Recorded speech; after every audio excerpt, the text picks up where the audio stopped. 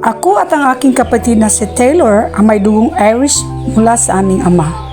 Bumalik kami sa Ireland, ngunit hindi kami naging mabubuting mga bata. Nagnanakaw kami, matakaw ang aking kapatid at talaga namang perwisyo sa aming bayan.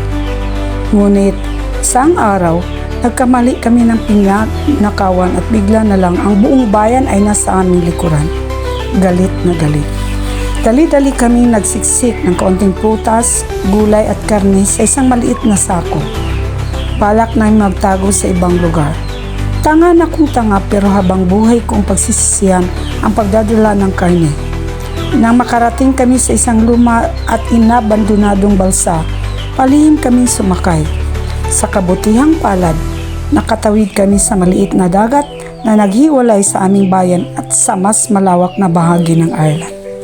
Sa wakas, nakahanap kami ng isang ilog kung saan kami nagtayo ng kampo. Gumamit kami ng bato bilang pundasyon at nilagyan ito ng putik bilang pandikit. Kahit hindi matibay ang aming itinayong silungan, hindi na namin iyon inintindi. Ang mahalaga, ligtas kami. Ngunit nang buksan namin ang sako, nakita namin isang malaking pagkakamali. Ang katas ng hilaw na karne ay tumaga sa mga gulay. At dahil sa mabatang hangal kami ito lang dinalang posporo o panggatong, gumawa kami ng isang pinakamatangang desisyon sa buhay namin. Kinain namin ang hilaw na gulay at karne. Kinabukasan, nagising akong hindi nakagalaw. Pakiramdam ko may kung anong gumagapang at gumugulo sa aking bituka. Sinubukan kong tawagan si Taylor pero wala akong nagawa kundi humiga doon, nakadapa at hindi makakilos. 2 araw akong naghihintay, walang tubig, walang pagkain, walang tulong. Hanggang nagsimula akong makalanghap ng isang nakakapangilabot na amoy, bulok, mabaho, masangsang. Makalipas ang ilang araw, hindi ako nakapipigil. Naihi na ako sa sahig at nadumihan ko ang sarili ko. Lalo lamang lumakas ang amoy. At isang araw, naramdaman kong may gumagapang sa aking likuran. May kumakain sa akin. Maggots, malalaki, matataba, puting uod. Pinagkakamalan akong patay.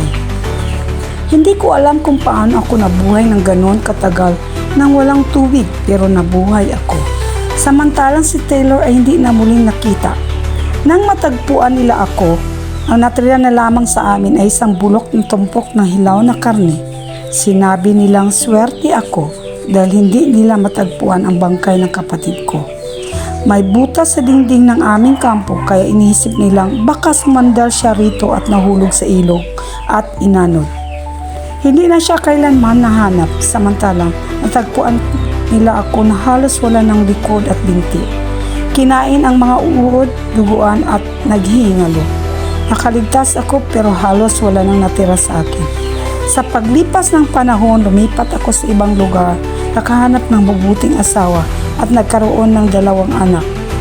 Pero araw-araw, nakikita ko pa rin ang mukha ni Taylor. Araw-araw na amoy ko pa rin ang bulok na amoy at pakiramdam ko'y nagkasakit ako.